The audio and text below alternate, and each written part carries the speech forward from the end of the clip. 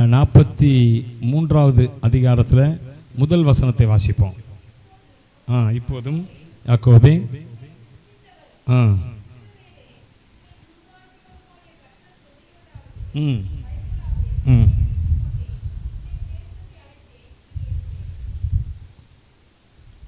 ஆண்டவர் இந்த நாளில் இந்த வார்த்தையின் மூலமாக நம்மோடு கூட பேசுவாராக.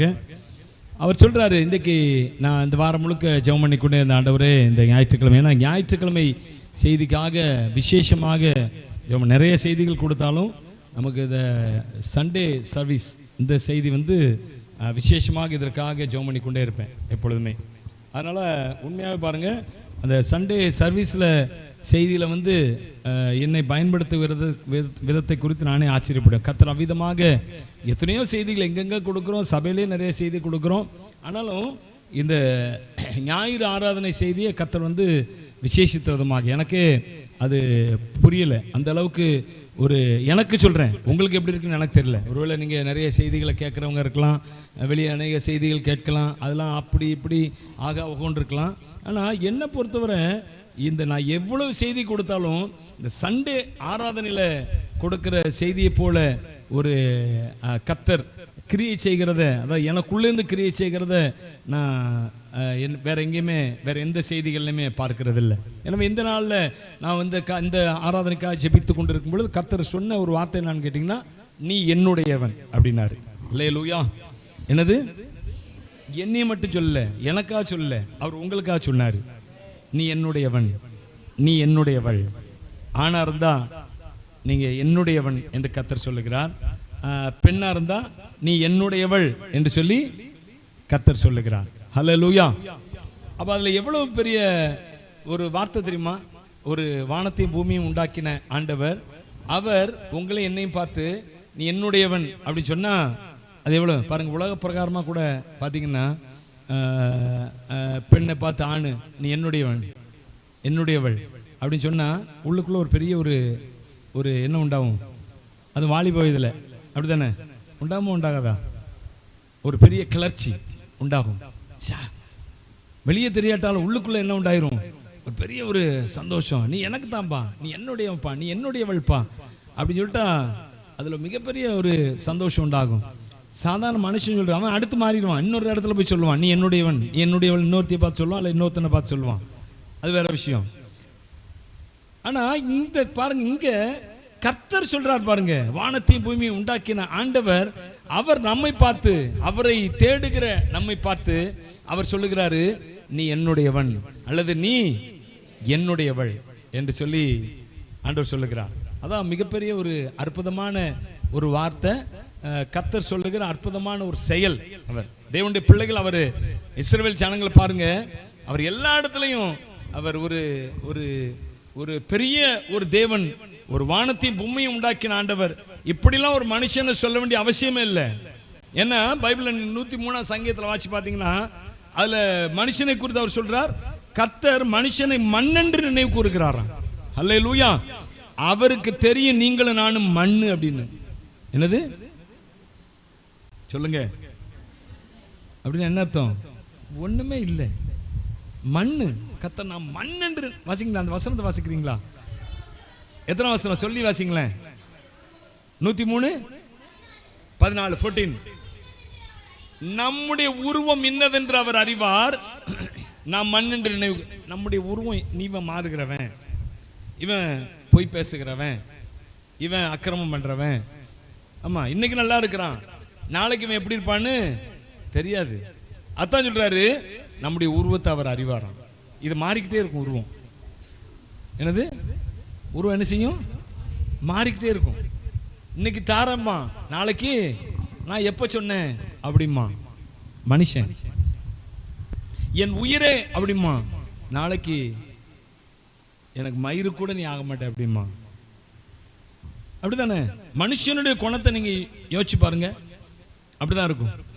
அதனாலதான் அவர் சொல்றாரு, கர்த்தர் சொல்றாரு, அந்த சங்கீதக்காரன் கர்த்தருடைய சுபாவத்தை அவர் புரிஞ்சு சொல்றாரு, அவர் நம்மை மண்ணென்று நினைவு கூறுகிறாராம், நம்முடைய உருவம் என்னதென்று அறிவாராம். இது உண்மையான உருவம் இல்லை, சாந்தமா காமிப்பாங்க ஒரு சிலர், அவருக்கு தெரியும் இது உண்மையான உருவம் இல்லை. ஹல்லேலூயா. இது உண்மையான உருவம் இல்லை. அதனால தான் அவர் சொல்றாரு, உன்னுடைய உருவம் எனக்கு தெரியும். ஆனாலும் அவர் சொல்றாரு, நீ என்னுடையவன்பா, நீ என்னுடையவள்பா. ஹல்லேலூயா. அதுதான் மிகப்பெரிய சந்தோஷம். வானத்தையும் பூமி உண்டாக்கின ஆண்டவர் அவர் நம்மை ஐஸ் வைக்க வேண்டிய அவசியமே அவருக்கு இல்லை. நம்மை ஐஸ் வைக்க வேண்டிய அவசியமே அவருக்கு இல்லை. தூக்கி தூர போட்டு போய்கிட்டே இருக்கலாம். அவர் பிசாச கடைசி நாட்கள்ல அவர் நாசியின் சுவாசத்தினால அழிப்பாராம், தம்முடைய வருகையின் பிரசன்னத்தினால அழிப்பாராம். அப்படிலாம் நிருபங்களில் சொல்லப்பட்டிருக்கிறது. என்ன பிசாச என்ன செய்வாராம்? தம்முடைய வருகையின் பிரசன்னத்தினால அவர் அழிப்பாராம், நாசியின் சுவாசத்தினால அவர் அழிப்பாராம். இப்படிலாம் சொல்லப்பட்டிருக்கிறது. அவ்வளவு பெரிய வல்லமை. பிசாசு எவ்வளவு பெரிய ஆள் தெரியுங்களா? எவ்வளவு பெரிய ஆள் தெரியுமா? அவனுக்கு சகல அதிகாரத்தையும் ஆண்டவர் கொடுத்திருந்தார். அவன் முத்திரை மோதிரமா. நீங்க எசேக்கியேல் புத்தகத்தில் வாசி பார்த்தீங்கன்னா அவனை குறித்து, பிசாசு குறித்து சொல்லப்பட்டிருக்க. அவன் யார்? அவன் முத்திரை மோதிரம்னா என்ன அர்த்தம் தெரியுமா? கர்த்தருடைய அதிகாரங்களை பெற்றவன் அவன். அப்படிப்பட்ட வல்லமை உள்ளவன். அவனை கர்த்தர் என்ன செய்கிறாராம்? தன்னுடைய நாசியின் சுவாசத்துல அல்ல தம்முடைய வருகையின் பிரசன்னத்தினால சாத்தானை அழிப்பார் என்று சொல்லி பைபிள் சொல்ல. அவ்வளவு ஒரு வல்லமையுள்ள கர்த்தர். அவர் உன்னை என்னை பார்த்து சொல்றாரு, நீ என்னுடையவன். அல்லேலூயா. நீ என்னுடையவள் என்று சொல்லி பாருங்க. இதுல ஆண்டவர் இதுல தன்னை அநேக காரியங்களை சொல்லி தன்னை அட்ரஸ் தன்னை குறித்து அவர் சொல்லுகிறார். என்னெல்லாம் சொல்றார் பாருங்க. நீங்க வாசிங்க, 1 அதிகாரம் முதல்ல வாசிங்களேன். இப்போதும் யாக்கோபே, உன்னை சிருஷ்டித்தவர். அவர் சொல்றார், உன்னை நான் எப்படிப்பட்டவர் தெரியுமா? நான் தான் உன்னை சிருஷ்டித்தேன். கிரியேட்டர். நம்மள யாரு? கிரியேஷன். அவர் யாரு? கிரியேட்டர். நாம் சிருஷ்டிகள், அவர் சிருஷ்டி கர்த்தர். அவர் சொல்றாரு, உன்னை நான் சிருஷ்டித்தேன். அடுத்து சொல்றாரு, உன்னை சிருஷ்டித்தவரும் உன்னை உருவாக்கினவர். அவர் என்ன சொல்ற? அடுத்து சொல்றாரு, நான் உன்னை சிருஷ்டிப்பு வேற, உருவாக்குகிற வேற. சிருஷ்டிப்பு முதல்ல படைச்சது நம்மை. அடுத்து அவர் சொல்றாரு, உன்னை நான் என்ன செய்கிறேன்னா உருவாக்குகிறேன். அது கரெக்டா சொல்றாரு பாருங்க. யாக்கோபு அவன் சிருஷ்டிக்கப்பட்டவன், இஸ்ரவேல் அவன் உருவாக்கப்பட்டவன். ஹல்லேலூயா. அப்ப நம்மை தேவன் சிருஷ்டித்தார். அடுத்து என்ன செய்கிறார்? நம்மை தன்னை இப்படிலாம் அட்ரஸ் படுத்துகிறார் அவர். அடுத்து வாசி பாருங்க. Praise the Lord. நீங்க அடுத்து இன்னும் என்ன சொல்றேன்? 3வது வசனம் வாசிங்க. நான் இஸ்ரவேலின் பரிசுத்தர், உன் இரட்சகர். அடுத்து சொல்றாரு, நான் முதல்ல சிருஷ்டித்தேன் உன்னை. அடுத்து என்ன செய்கிறேன்னா உன்னை உருவாக்குகிறேன்.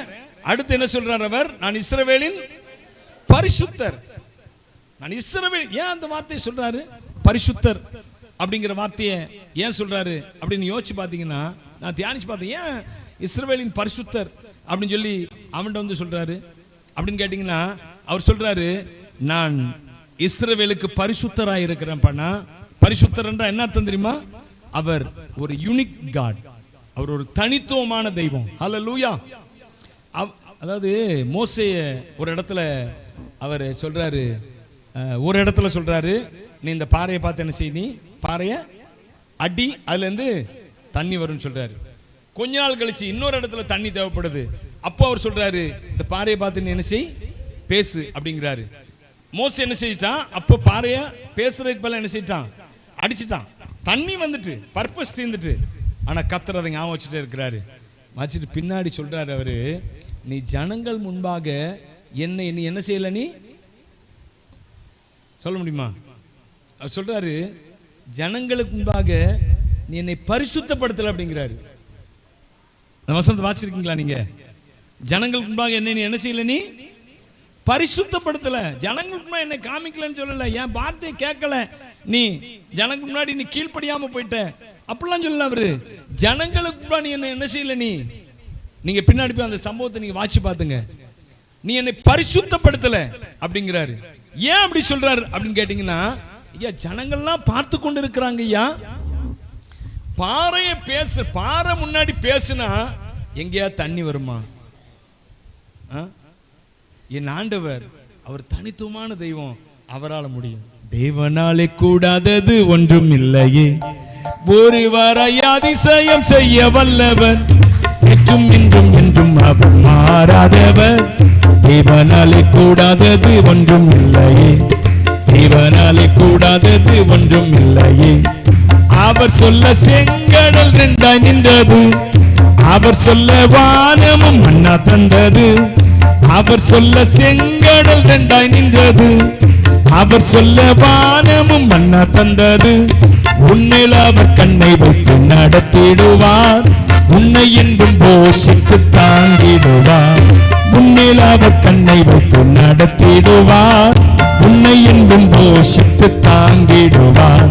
தேவனாலே கூடாதது ஒன்றும் இல்லையே, ஒருவரை பெரி வல்லவர், நேற்றும் இன்றும் இன்றும் அவர் மாறாதவர்.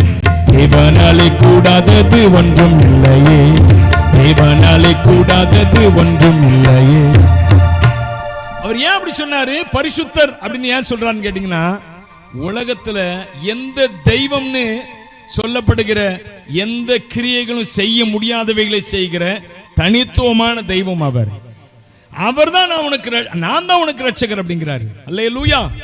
இந்த உலகத்துல உனக்கு எதுவும் யாரும் எந்த தெய்வமும் எந்த மனுஷனும் செய்ய முடியாத தனித்துவமான காரியங்களை நான் உனக்கு செய்கிறவர்ப்பா. அந்த இடத்துல ஏன் மோசிட்ட அப்படி சொன்னாரு? அந்த ஜனங்கள் முன்பாக கண்கள் முன்பாக நீ என்னை பரிசுத்தப்படுத்தல. அந்த வசனம் எடுத்தீங்களா? யாரும் எடுத்தீங்க? வாசிங்களேன். வாசிங்க. நோக்கி பாத்தீங்களா? பரிசுத்தம் பண்ணும்படி அப்படிங்கிறாரு. ஆக்சுவலா அவர் என்ன சொல்லியிருக்கணும் அந்த இடத்துல? நீ வார்த்தைக்கு என்ன செய்யல, அந்த இடத்துல நீ கீழ்ப்படியல, என் வார்த்தைக்கு மாறா நடந்த, இதத்தான் சொல்லியிருக்கணும். அவர் சொல்றாரு, இஸ்ரவேல் ஜனங்களுக்கு நீ என்ன செய்யல, நீ என்ன பரிசுத்தம் பண்ணல. அப்படின்னு என்ன அர்த்தம்?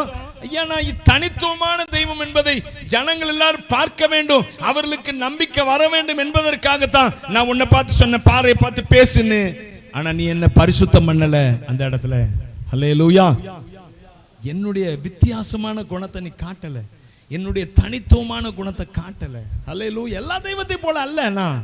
அதான் அந்த இடத்துல சொல்றாரு. அவர் சொல்றாரு பாருங்க, நான் இஸ்ரவேலின் ஐயா எல்லா தெய்வமும் நடத்துகிறது போல அல்லனா. இந்த உலகத்துல தெய்வம் என்று சொல்லப்படுகிறவைகள் எல்லாம் நடத்துகிறது போல அல்லப்பா. நான் உன் ரட்சகராய் இருக்கிற, உன் மீட்பராய் இருக்கிற, உன் பரிசுத்தர். அல்லேலூயா. நான் உன்னை நடத்துகிற விதம், நான் உனக்கு போதித்து நடத்துவேன். நீ போகும்போது வழி இதுவே, இதுல நடன்னு சொல்லுவேன், உனக்கு பிரயோஜனமானதை போதிப்பேனா. அல்லேலூயா. இப்படி தெய்வத்தை பார்த்துக்க முடியாது. மனுஷனோட கூட அப்படி வந்து கொண்டே இருக்கிற தெய்வம். அல்லேலூயா. அதாங்க பரிசுத்தர். அதான் ஒரு பரிசுத்தர். அவரு வித்தியாசமான தெய்வம் அல்லது தனித்துவமான தெய்வம். எனக்கு அன்பான அவர் தன்னை அப்படி அட்ரஸ் பண்ணுகிறார். முதலாவது அவர் சொல்றாரு, நான் உன்னை சிருஷ்டித்தேன், அடுத்து நான் என்ன செய்ய, உன்னை உருவாக்கினேன் அப்படின்னு சொல்றாரு. அடுத்து சொல்றாரு, நான் இஸ்ரவேலுக்கு எப்படி இருக்கிறேன், பரிசுத்தரும் ரட்சகரமா இருக்கிறேன்ப்பா. நான் வெறும் ரட்சகர் அல்ல, நான் பரிசுத்தராய் இருக்கிறேன். உன்னை வித்தியாசமான வழியில நீ இருக்கிற ஜனங்கள், ஆண்டவர் சொன்னார்ல, பூமியில் உள்ள சகல ஜனங்களை பார்க்கலும் நான் உங்களை எப்படி வைப்பேனா வைப்பேன். நான் பெரிய கூட்டம் என்று உங்களை தெரிந்து கொள்ளவில்லை. நீங்கள் உலகத்தில் உள்ள ஜனங்கள் எல்லாம் எப்படி இருந்தீங்க? நீங்க சின்ன கூட்டமா இருந்தீங்க. அல்லேலூயா. அதனாலதான் ஏசாயா 60 கடைசி பகுதியில் சொல்லும்போது சொல்லுகிறார், சின்னவன் 1000 சிறியவன் சின்ன ஜாதி. இஸ்ரவேல் அது எப்படிப்பட்ட தேசம் தெரியுமா? நீங்க வரைபடத்தில் போய் பாருங்க. இப்பவும் சரி அப்பவும் சரி, இஸ்ரவேல் சின்ன தேசம். அல்லேலூயா. ஆனா இன்றைக்கு, அதாவது நான் கடந்த நாட்களில் பேப்பரில் ஒரு நியூஸ் படித்தேன். நீங்கள் எத்தனை பேர் அதை கவனிச்சிங்கன்னு தெரியல. ஹிந்து பேப்பரில் ஒரு நியூஸ் படித்தேன். அதில் போட்டிருக்க, அமெரிக்காவில் உள்ள வர்றவங்களுடைய அந்த சமூக, அந்த ஃபேஸ்புக்கு என்ன சொல்லுவாங்க, சமூக வலைத்தளம், அதில் அமெரிக்காவை பற்றியோ இல்லை தீவிரவாதத்தை பற்றியோ இப்படிலாம் எதுவும் போஸ்ட் போட்டக்கூடாதான். அமெரிக்கா உள்ள வர்றவங்களை அப்படி கண்காணிக்கிறானா. அமெரிக்காவில் இருந்து இப்போ அப்படி சட்டம் போட்டிருக்காரு. ட்ரம்ப் இப்போ வந்திருக்காரு பார்த்தீங்களா, புது ஜனாதிபதி. அவர் சட்டம் போட்டிருக்கிறாராம். என்ன சொல்றாரு, தீவிரவாத காரியங்களை குறித்து போஸ்ட் போட்டிருக்கக்கூடாது, எதுவும் அமெரிக்காவை கொடுத்து தவறாக எதுவும் போட்டிருக்கக்கூடாது அப்படின்னு சொல்லிட்டு அவர் குறிப்பாக இன்னொன்று சொல்றாரு பாருங்க. அதுதான் எனக்கு பெரிய ஆச்சரியம். மனைவிட்ட கூட காட்டினது. அவர் சொல்றாரு, யூதர்களை பற்றி எதுவும் தவறாக போட்டிருக்கக்கூடாதான். அப்படி தானே போட்டுருந்துச்சு. என்னது, என்னங்க, அமெரிக்கா எங்க இருக்கு, யூதர் எங்க இருக்கான்? அவன் இஸ்ரவேல்ல இருக்கான். யூதன் பெரிய தேசமா கிடையாது. இந்தியாவை எடுத்துக்கிட்டோன்னா அது சின்ன, ரொம்ப சின்ன தேசம். எவ்வளவு பெரிய தேசம் இந்தியா, ரொம்ப சின்ன தேசம். ஆனா அந்த அமெரிக்கா சொல்றான், யூதர்களை பத்தி எந்த தவறான செய்தியும் போடக்கூடாதான். அமெரிக்கா உள்ள வரன்னா அவன் சமூக வலைதளத்தை கண்காணிக்கிறான். யூதனை பத்தி ஏதாவது தவறா செய்தி போட்டா அவன் உள்ள வர்றதுக்கு கட்டுப்பாடு விதிக்கிறான். அமெரிக்காக்காரன் ஜனாதிபதி. இது என்னது இது? அல்லேலூயா. ஏன் இதுக்கு இதை சொல்றேன்னு கேட்டீங்கன்னா, அவர்களை நடத்தின விதமே வேற. இஸ்ரவேல் ஜனங்களை அதுல தான் அவன் இன்றைக்கும் அமெரிக்கா ஸ்தம்பிச்சு போய் நிற்கிறான் அவனை பார்த்து. அது மட்டுமல்ல, அமெரிக்க தேசத்துல யூதர்களுக்கு முக்கியத்துவம் கொடுக்கிறது இன்னொரு காரணம் இருக்கு. என்னன்னு கேட்டீங்கன்னா, அமெரிக்காவில் இருக்கிற பெரிய பெரிய பதவியில் இருக்கிறவன் எல்லாருமே யூதன். அவன் நினைச்சிட்டு இருப்பாங்க அமெரிக்கன்ஸ் அப்படின்னு சொல்லி. கிடையாது. நிறைய பெரிய பதவியில் இருக்கிறவங்க எல்லாருமே யாருன்னு கேட்டீங்கன்னா யூதர். மெஜாரிட்டி பீப்புள் நான் சொல்லுவது, அதிகமா பெரிய பெரிய பதவியில் இருக்கிறவங்கலாம் யூதர்கள். அந்த அளவுக்கு இன்றைக்கு யூதர்களுடைய தாக்கம் உலகத்தில் அதிகமா இருக்கிறது. அமெரிக்காவில் அதிகமா இருந்தாவே உலகத்தில் அதிகமா இருக்குன்னு அர்த்தம். நீங்க அதை யோசித்து பாருங்க. நீங்க யூதர்களை குறித்து எந்த போஸ்டும் போட்டிருக்க கூடாதான். இந்த வாட்ஸ்அப்ல, ஃபேஸ்புக்ல, இன்ஸ்டாகிராம்ல, இப்படி நிறைய எக்ஸ் வலைத்தளம் அப்படிலாம் இருக்கு பார்த்தீங்களா, அதுல எதுலையுமே யூதர்களை பத்தி எந்த தவறான நியூஸும் போட்டிருக்க கூடாதான். படிச்சிங்களா? வேற யாராவது படிச்சிங்களா? அதை படிக்கலையோ? பேப்பர் படிங்க. கொஞ்சம் பேப்பர் படித்தா இப்படிலாம் உங்களுக்கு செய்தி கொடுக்கறதுக்கு ஒரு சில குறிப்புகள்லாம் கிடைக்கும். அதில் நீங்கள் நம்ம கண்பானவர்களே, ஆண்டவர் பாருங்க எவ்வளவு அதிகமாக அவர்களை நேசித்தார் என்று சொல்லி. அவர் அவ்வளவு தேவன், நம்முடைய தேவன், அவர் பரிசுத்தர். பரிசுத்தர் என்றால் என்னன்னு சொன்னா, பரிசுத்தமா பரிசுத்தமா அப்படி நம்ம நினைச்சிட்டு இருக்கோமே, அது இல்லை. பரிசுத்தம் என்று இதுல சொல்லப்பட்டிருக்கு எதுன்னு கேட்டீங்கன்னா, அவருடைய தனித்துவம். அதை போல நம்மளையும் நீங்க பரிசுத்தமா இருக்கணும் அப்படின்னு ஆண்டவர் சொல்றாரு அநேக இடத்துல. அப்படின்னா பரிசுத்தமா இருக்கணும், அது வேற விஷயம், அது ஒரு பக்கம். ஆனா அதை பார்க்கல முக்கியமா அவர் பரிசுத்தம் என்று எதை சொல்லுகிறார் தெரியுமா? நாம யூனிக்கான ஜனங்களா இருக்க வேண்டும், தனித்துவமான ஜனங்களா இருக்க வேண்டும். உலகத்தில் உள்ள எல்லாரையும் போல இல்லை. நீங்க 23ஆம் அதிகாரத்துல என்னாமத்தில் பார்த்தீங்களா, பிள்ளையாம் சொல்றாருல, நான் குன்றுகளின் உச்சியிலிருந்து அவர்களை பார்க்கிறேன். மலை உச்சி, நான் கண்மலை உச்சியிலிருந்து அவனை கண்டு குன்றுகளிலிருந்து அவனை பார்க்கிறேன். இந்த ஜனங்கள் ஜாதிகளோட கலவாமல்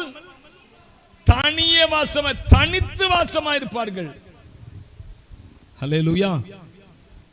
தனித்து என்றால் அது அவர்கள் யூனிக்கான ஜனங்கள். ஹல்லேலூயா. எங்க போனாலும் பாருங்க, எகிப்துக்கு போனாங்க, எகிப்து போனாலும் அங்க ஒரு தனி இடம், நல்ல ஒரு செழிப்பான ஒரு கோஷேன் என்ற இடத்தை கர்த்தர் அவர்களுக்கு கொடுக்கிறார். இந்த கோஷேன் என்ற இடம் ஆடு மாடுகள் தான் நிறைய வச்சிருந்தாங்க. ஆடு மாடுகள் எல்லாம் நல்லா செழிப்பா சாப்பிட்றதுக்கான செழிப்பான இடம் தான் கோஷேன். இந்த கோஷேன் இடத்தை கொடுத்தாரு. இப்போ இந்த ஜனங்கள் பாருங்க, அவங்க இருக்கிறதும் தனித்துவம், தேவன் அவர்களை நடத்துகிறதும் தனித்துவம். ஹல்லேலூயா. அதை குறிப்பிடும்படியாக தான் கர்த்தர் தன்னை அட்ரஸ் பண்ணும்போது என்ன சொல்றாரு? நான் இஸ்ரவேலின் பரிசுத்தருங்க. நம்ம உடனே இஸ்ரவேலின் பரிசுத்தர், அவர் பரிசுத்தர் ஆகையால் நாமளும் எப்படி இருக்கணும்? நம்முடைய நடக்கைகள் எல்லாவற்றிலும்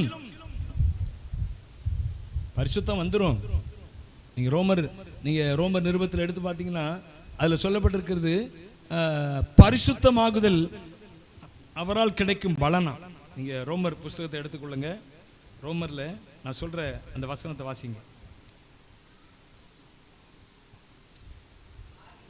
வாசிங்க.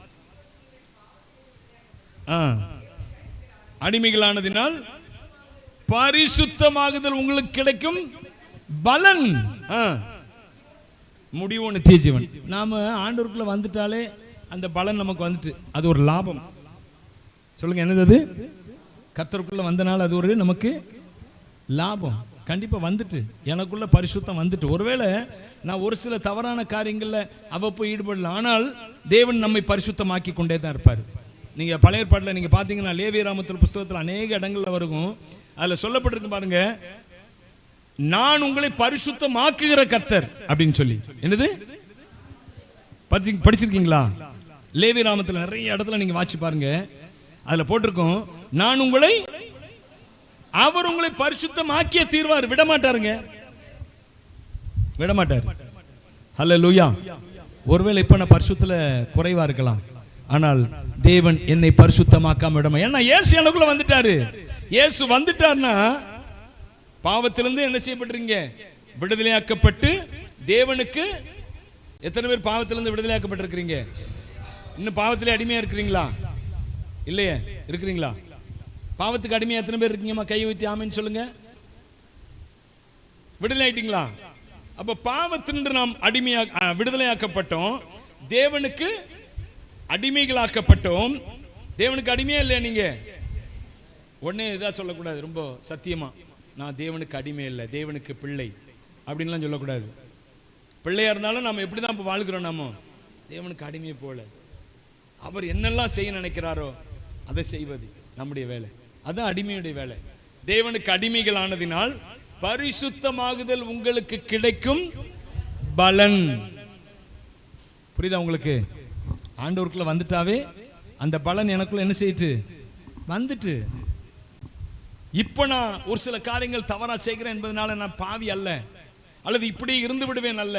நிச்சயமாக நான் நாளுக்கு நாள் பரிசுத்தமாய் கொண்டே இருப்பேன். அல்லேலூயா. ஏன்னா 100% பரிசுத்தமான இந்த உலகத்துல யாரும் இல்லை. இயேசு கிறிஸ்துவுக்கு உள்ள வந்து பாவத்துல போய்கொண்டே இருக்கிறவனும் இந்த உலகத்துல யாரும் இல்லை. நாளுக்கு நாள் பரிசுத்தமாய் கொண்டே இருக்கிறோம். அப்போ இதுல பரிசுத்தர் என்று சொல்வது, நான் அதுக்கு தான் அந்த வார்த்தையை சொல்லிக் கொண்டிருக்கிறேன்.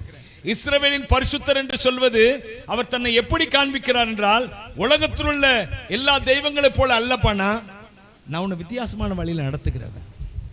அல்லேலூயா.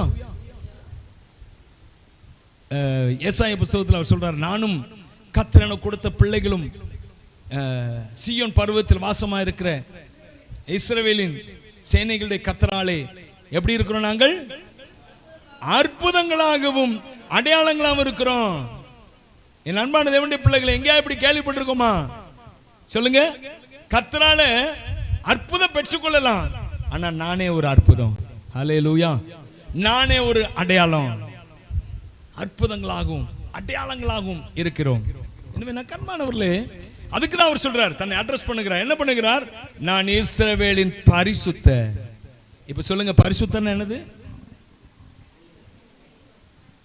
அவர் பரிசுத்தர் அப்படின்னா அவர் பரிசுத்தம், அவர் பரிசுத்தம் உருவானவர் தானே. இதுக்கு சொல்ல வேண்டிய அவசியம் இல்லை. அவர் தனித்துவமான தெய்வம்.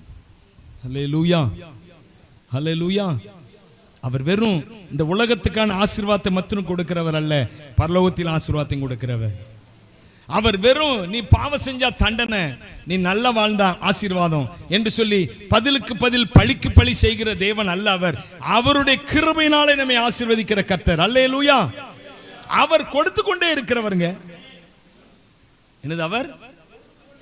ஆமா, நாம அவர் கொடுக்கிறோம் அப்படின்னா நம்ம அவருக்கு நன்றி செலுத்த முடியாதான் கொடுக்குறோம். அவர் பைபிள் 50ஆம் சங்கீதம் நினைக்கிறேன், அவர் சொல்றாரு, நீ எருதுகளை எனக்கு பலியிட்டு ஆட்டுக்கிடாக்கள் ரத்தத்தை கொடுத்தா நான் அதுல திருப்தி ஆகணும். நீ வாசிங்களேன், சங்கீதம் 57 50 சங்கீதம் 50 நீங்க வாசிங்கன்னா அதுல சொல்றாரு பாருங்க. வாசிங்க, 7ல இருந்து வாசிங்க. என் ஜனமே கேள், நான் பேசுவேன், இஸ்ரவேலே உனக்கு விரோதமாய் சாட்சியிடுவேன். நானே தேவன், உன் தேவனாய் இருக்கிறேன். உன் பலிகளின் நிமித்தம் உன்னை கடிந்து கொள்ளேன். இருக்கிறது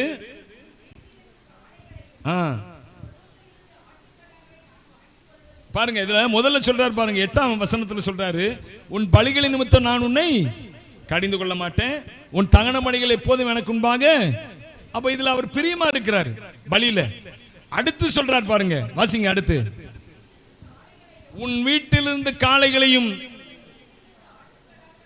பாத்தீங்களா, முதல்ல சொல்றாரு உன் பலிகளின் நிமித்தம் நான் உன்னை என்ன செய்ய மாட்டேன், நான் உன் மேல பிரியமா இருக்கிறேன். நீ பலி செலுத்தினா, நீ காணிக்க கொடுத்தா, நீ தசமா கொடுத்தா, அதனால நான் உன் மேல பிரியமா இருக்கிறேன். அதுக்காக நீ என்னை நான் வாங்கிக் கொள்ளுகிறவர், உன்னாலதான் நான் பிழைக்கிறேன்னு நினைச்சிடாத. நிறைய பேர் நினைப்பாங்களே, எங்க பாஸ்டருக்கு நான் மட்டும் கொடுக்காட்டா அவர் எப்படி வாழ்றாரு பார்ப்போம் அப்படி நினைப்பாங்க ஒரு சிலர். பெரிய பணக்காரங்களாம். ஒரு சபையில் கேள்விப்பட்டேன், ஒரு பெரிய அமௌண்ட்டு தசமபாகமாக கொடுப்பாங்களாம் ஒரு குரூப், ஒரு ஃபேமிலி. பாஸ்டர் அவரை ஏதோ திட்டார். அவர் ஏதோ பண்ண தவறு நிமித்தமாக அவர் திட்டார். உடனே அவர் சொன்னாராம், நாங்கள் இவ்வளோ தசமபாகம் கொடுக்குறோம், என்ன திட்டீங்களா, நாங்கள் சபையை விட்டு போகிறோம். பாஸ்டர் என்ன ஏன்னா அவருக்கு பெரிய ஒரு வருமானம். அந்த பாஸ்டருக்கு அந்த தசமபாகம் அந்த ஃபேமிலி கொடுக்குற தசமா பெரிய. இந்த பேட்டையில் நடந்த சம்பவம் தான் நான் சொல்லி கொண்டு இருக்கேன். பேட்டையில் ஒரு சபையில் பெரிய வருமானம். பார்ப்போம், நாங்கள் போகிறோம், அவர் எப்படி வாழ்றாரு பார்ப்போம். அவங்க போயிட்டாங்க. ஆனால் இன்னைக்கு வர பாஸ்டர் அதை விட நல்லா தான் இருக்கிறாரு. ஹல்லேலூயா. நிறைய பேர் நினைக்கிறான் நம்ம கொடுத்து தான். அது மாதிரி தான் கர்த்தர் இதில் சொல்றாரு பாருங்க, உன் பலிகளின் நிமித்தம் நான் உன்னை என்ன செய்ய மாட்டேன், கடிந்து கொள்ள மாட்டேன். உன் தகன பலிகள் எப்போதும் எனக்கு முன்பா இருக்குது. உண்மைதான், நான் உன் மேல பிரியமா இருக்கிறேன்பா. நீ எனக்கு நன்றி செலுத்து விதமா நான் உன்னை ஆசீர்வாதத்துல ஒரு பகுதி எனக்கு கொடுக்கிறேன். நான் உன் சந்தோஷமா தான் இருக்கிறேன், பிரியமா தான் இருக்கிறேன். அதுக்காக அதனாலதான் நான் வாழ்றேன்னு நினைச்சாரு. அடுத்து சொல்றாரு பாருங்க, உன் வீட்டிலிருந்து காளைகளையும் ஆட்டுக்கணாக்களையும் நான் வாங்கிக் கொள்வதில்லை. அவர் சொல்ல, சகல காட்டு ஜீவன்கள், பர்வதங்களில் ஆயிரம் ஆயிரமாய் திரிகிற மிருகங்கள் என்னுடையவைகள், மலைகளில் உள்ள பறவைகள் எல்லாம் அறிவேன். எப்படி? மலைகளில் உள்ள பறவைகள் எல்லாம் அறிவேன். இன்னைக்கு ஃபாரஸ்ட்ல எல்லாம் கேமரா வச்சிருக்காங்க. எத்தனை புலிகள் இருக்குது, எத்தனை சிங்கம் இருக்குது, எத்தனை பறவைகள் இருக்குது, பறவைகள் விதம்லாம் அதெல்லாம் சொல்றாங்க. இத்தனை பறவைகள் இருக்குது, இந்த பறவை இந்த அதை எப்படி சொல்லுவாங்க, அது வகையை எப்படி சொல்லுவாங்க, பிரீடா இன்னொன்னு சொல்லுவாங்க. இந்த பறவை வகை இத்தனை இருக்கு எப்படி சொல்றாங்கன்னா, கேமரா வச்சு பார்த்துட்டே இருக்கிறாங்க. இத்தனை இருக்குது பறவைகள், இத்தனை இருக்குது, இந்த பறவை இத்தனை இருக்குது, சிங்கம் இத்தனை இருக்குது, இந்த குரங்கு இத்தனை இருக்குது. ஆனால் கர்த்தர் சொல்றாரு, மலைகள் உள்ள பறவைகள் எல்லாம் நான் என்ன செய்வேன், நான் அறிவேன். எல்லாம் அவர் சொல்றாருல, நான் நட்சத்திரங்களின் லெக்கத்துக்கு அவர் என்ன செய்கிறாராம், பேரிட்டு அழைக்கிறாராம். ஆபிரகாமை கூட்டு வந்து ஒரு நாள் காட்டினார், இந்த நட்சத்திரத்தை என்ன முடியுமா? ஆபிரகாம் சொன்னா, முடியாதுப்பா, முடியாது ஆண்டவரே. அவர் சொல்றாரு, நான் அந்த நட்சத்திரங்கள் ஒவ்வொன்றுக்கும் ஒவ்வொரு அவ்வளவு எண்ணிக்கைக்கும் நான் பெயரிட்டு அழைக்கிறவராக இருக்கிறேன். சங்கீதத்தில் சொல்றாரு. அவர் சொல்றாரு, நான் பறவைகள், மலையில் உள்ள பறவைகள் எல்லாம் நான் என்ன செய்வேன், அறிவேன். அடுத்து வெளியில் நடமாடுகிறவைகள் எல்லாம் என்னுடையவைகள். நான் பசியா இருந்தால் உனக்கு சொல்ல மாட்டேன், பூமியின் அது நிறைவும் என்னுடையவைகள். நீ எனக்கு உணர்ந்து தந்து நான் நிறையணுமா? ஏன் தசமா கொடுக்க சொல்றேன், ஏன் காணிக்க கொடுக்க சொல்றேன்? நீ எப்படி நன்றி உள்ளவளா இருக்கிற, நன்றி உள்ளவனா இருக்கிற. ஹல்லேலூயா. தசமா காணிக்க எதுக்கு கொடுக்க சொல்றாங்க? நாம தேவன் என்னை எப்படியா ஆசீர்வதித்திருக்கிறார் பாருங்க. அன்றைக்கு இஸ்ரவேல் ஜனங்கள் வருஷத்துக்கு ஒரு முறை சீலோவுக்கு போய் பலி செலுத்துவாங்களாம். சீலோன்னா ரொம்ப தூரம். சீலோவுக்கு போய் பலி செலுத்துவாங்களாம். அவர்கள் வருஷந்தோறும் அவர்கள் காணிக்கையும் பலியும் செலுத்துவாங்களாம். ஏன் அப்படின்னா, கர்த்தர் அவர்கள் அந்த வருஷம் முழுக்க நடத்தின காரியங்களுக்காக நன்றி சொல்லும்படியாக அவ்வளவு தூரம் போய் அவர்கள் பலி செலுத்துவார்களாம், காணிக்கை செலுத்துவார்களாம். அப்படிதான் நாம் பார்க்கிறோம். 1 சாமுவேல் புஸ்தகத்தில் அன்னாள் அந்த அவர்கள் குடும்பம் அவர்கள் சீலோவில் போய் பலி செலுத்தினாங்க என்று சொல்லி நாம் பார்க்கிறோம். அப்படி ஏன் அதை காட்டுகிறது, ஏன் பலி செலுத்தணும், ஏன் காணிக்கை கொடுக்கணும்? தேவனுக்கு நன்றி செலுத்தும் முகமாக. தேவனுக்கு நாம கொடுத்துதான் தேவனை வாழ வைக்க வேண்டும் என்பதில் அல்ல. சபைக்கு நாம கொடுத்துதான் சபை வாழ வைக்க வேண்டும் என்பது அல்ல. ஊழியக்காரர் கொடுத்துதான் ஊழியக்காரர் வாழ வைக்க வேண்டும் என்பது அல்ல. நீ நன்றி செலுத்து. ஹல்லேலூயா. நீ நன்றி செலுத்து. ஆண்டவர் அதை பார்த்து கொண்டு இருக்கிறார். வாசிங்க, தொடர்ந்து வாசிங்க. நான் பசியா இருந்தால் உனக்கு சொல்ல மாட்டேன், புசித்து ரத்தம் குடிப்பேனா, நான் குடிப்பேனா? ஏன் கொடுக்க சொல்றேன், ஏன் ரத்தத்தை பூச சொல்றேன்? உன் நன்றி எப்படி இருக்குது, உன் இருதயத்தில் நீ நன்றி உள்ளவளா இருக்கிறாயா என்பதற்காகத்தான். நீ தேவனுக்கு செலுத்தி ஆபத்து காலத்தில் என்னை நோக்கி கூப்பிடு, நான் உன்னை விடுவிப்பேன், நீ என்னை மகிமைப்படுத்துவாய். ஹல்லேலூயா. அப்ப கர்த்தர் ஏன் நம்ம ஆலயத்துக்கு இந்த காரியங்களை கொண்டு வர சொல்றாருன்னா, அவருக்கு நன்றி செலுத்தும் விதமாக. அவர் பெரியவருங்க, அவர் உன்னதமானவருங்க, அவர் இந்த உலகத்தில் உள்ள எல்லாத்தையுமே படைச்சவர் அவர் தான், அவருக்கு போக தான் மீதி. அதை தான் இந்த வசனம் முழுக்க நாம் படித்தோம். அப்போ அப்படிப்பட்ட ஒரு ஒரு விந்தையான தெய்வம். என்னது அவரு? விந்தையான தெய்வம். ஆசம் காட் அப்படிமாங்கல்ல. எப்படி God? Awesome God. Awesome God என்னது? வியக்கத்தக்க தெய்வம். ஹல்லேலூயா. அப்படி ஒரு தெய்வத்தை, அதனாலதான் அவர் சொல்றாரு, நான் இஸ்ரவேலின் பரிசுத்தர், ஆனா உன் ரட்சகர். வாசிங்க அந்த வசனத்தை, வாசிங்க 4ஆம் வசனத்தை. நான் இஸ்ரவேலின் பரிசுத்தர்ப்பா, நான் வித்தியாசமா நடத்துகிற தேவன்பா, உன்னை ஆசீர்வதிக்கிற கர்த்தர்ப்பா, உன்னை அற்புதமாய் அடையாளமாய் மாற்றி வைத்திருக்கிற கர்த்தர்ப்பா. நீங்க உண்மையாவே தேவனுடைய பிள்ளைகளா இருந்து நீங்க அவருக்காக வைராக்கியமா வாழ்வீர்கள் என்றால் உங்க வாழ்க்கையில நடக்கிற ஒவ்வொன்றும் அற்புதமா தான் நடக்குங்க, அதிசயமா தான் நடக்குங்க, அதுல சந்தேகமே இல்லை. ஹல்லேலூயா. உங்க பிள்ளைகள் அற்புதங்களா அடையாளமா இருப்பாங்க, நீங்க அற்புதங்களா அடையாளமா இருப்பீங்க. உங்களை பார்க்கிறவங்க எல்லாரும் உங்களை வியந்து பார்ப்பாங்க. ஹல்லேலூயா. இஸ்ரவேலின் பரிசுத்தர், அவர் உங்கள் இரட்சகர். சொல்லுங்க, பக்கத்துல பார்த்து சொல்லுங்க, இஸ்ரவேலின் பரிசுத்தர், அவர் உங்கள் இரட்சகர். இஸ்ரவேலின் பரிசுத்தர், அவரே என்னுடைய இரட்சகர். சந்தோஷமா இருக்கா?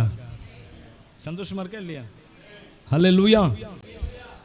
நம்ம வித்தியாசமா மற்ற ஜனங்களை நடத்துகிறது போல அல்ல. நம்ம நான் தான் சொன்னீங்களா, யூதர்கள் பாருங்க, அவர்களுக்காக இந்த உலகத்துல பெரிய தேசம் என்று சொல்லப்படுகிற அந்த அமெரிக்கா அவர்களுக்காகவும் சட்டத்துல ஒரு பிரதிநிதித்துவத்தை கொண்டு வரான். அவர்களுக்கு விரோதமா யாரும் பேசக்கூடாது. நீங்க முடிஞ்சா நேற்றைய பேப்பர் நினைக்கிறேன், நேற்றைய பேப்பரா முந்தானத்து பேப்பரா, நேற்று பேப்பரா முந்தானத்து பேப்பரா நம்ம வாட்சது, நேற்று தான் நினைக்கிறேன். ஹிந்து பேப்பரை வாட்சி பாருங்க.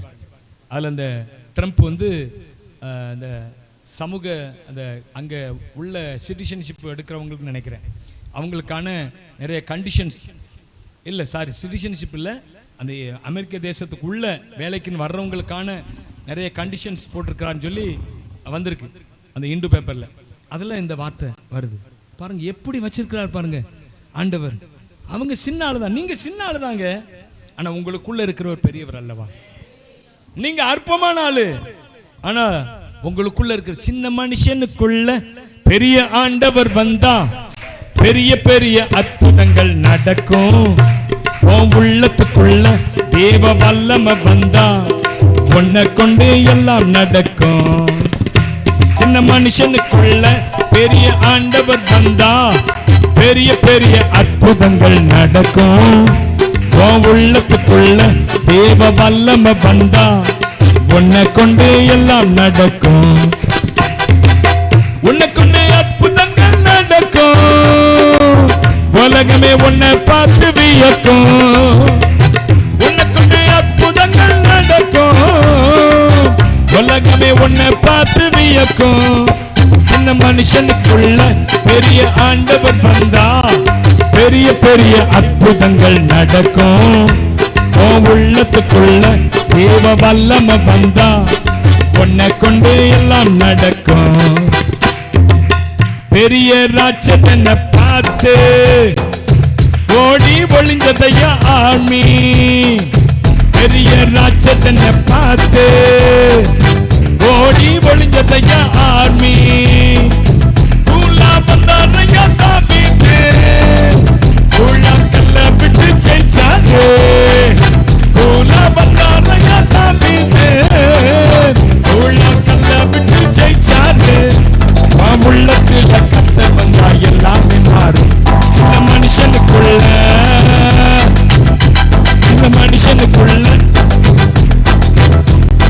பெரிய பெரிய அற்புதங்கள் நடக்கும்.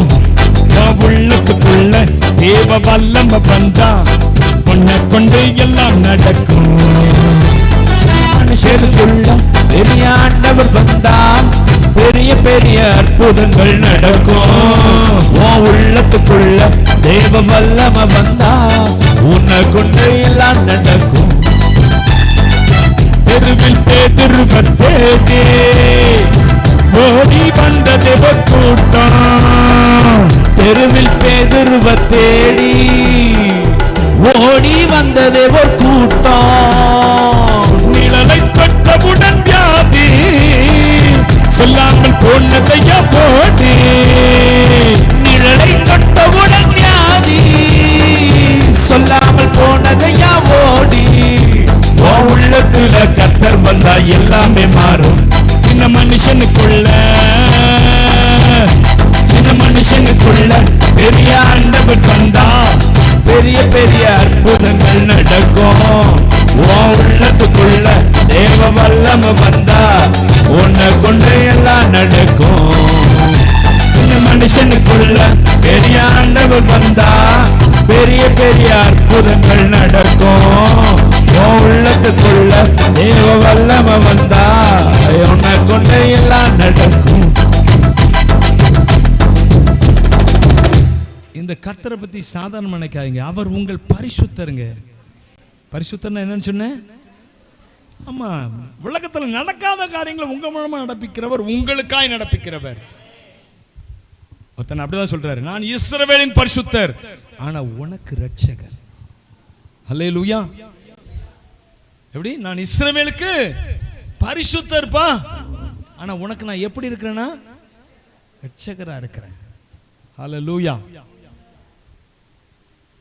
சொல்றார். அப்போ இதுல நாம் பார்க்கிறோம், அவர் தன்னை இப்படியாக ஒரு சில காரியங்களை சொல்லி தன்னை அவர் அறிமுகப்படுத்துகிறார். நான் எப்படிப்பட்டவராக இருக்கிறேன் என்பதை குறித்து. அது மாத்திரமல்ல, அவர் நமக்காக செய்கிற ஒரு சில காரியங்களை குறித்து கூட இந்த பகுதியிலிருந்து பார்ப்போம். நீங்க வாசிங்க, 1-2 வாசிங்க. இப்போதும் யாக்கோபே, உன்னை சிருஷ்டித்தவரும் இஸ்ரவேலே உன்னை உருவாக்கினவருமாகிய கர்த்தர் சொல்லுகிறதாவது, பயப்படாதே, உன்னை மீட்டுக் கொண்டேன், உன்னை பெயர் சொல்லி அழைத்தேன், நீ என்னுடையவன். உன்னை பெயர் சொல்லி அழைத்திருக்கிறேன். நம்ம ஒவ்வொருவரும் என்ன எப்படி அழைச்சிருக்கிறார்? அவரு ஒவ்வொருத்தரும் தனித்தனியா பெயர் சொல்லி அழைச்சிருக்கிறார். பெயர் சொல்லி அழைத்தேன், நீ என்னுடையவன். அடுத்து, நீ தண்ணீர்களை கடக்கும் போது, போதும். இதுல 3 காரியம் சொல்றாருங்க. 1 தண்ணீர்களை கடக்கும் போது, அடுத்து ஆறுகளை கடக்கும் போது, அடுத்து அக்கினியில நடக்கும்போது அப்படிங்கிறார். முதல்ல தண்ணீர்களை, நீ என்னுடையவனா இருப்பாய் என்றால், நீ தண்ணீர்ல கடந்தாலும் நான் உன் கூட இருப்பேன். நான் நீ என்னுடையவன். சொல்லுங்க, பக்கத்துல பார்த்து சொல்லுங்க, நீங்க கர்த்தருடையவர்கள். நீங்களும் நானும் கர்த்தருடையவர்கள். ஹல்லேலூயா. நீங்க கர்த்தருடையவர்களா இருக்கிறபடினால பெருமை பாராட்டுங்க, நான் தேவனுடையவன். ஹல்லேலூயா. நீ என்னுடையவனா இருக்கிறபடினால நீ தண்ணியை கடந்தாலும் நான் உன் கூட இருப்பேன்பா. இது சாதாரண பிரச்சனைங்க. 3 விதமான காரியங்களை அவர் சொல்றாரு. 1 தண்ணீர், அடுத்து ஆறுகள், அடுத்து அக்கினி. இப்ப தண்ணீர், அது தண்ணி இருக்கிற இடத்துல நம்ம ஃப்ரீயா நடக்க முடியாது. தண்ணி இருக்கிற இடத்துல சில சமயம் வலிக்கு விழலாம்.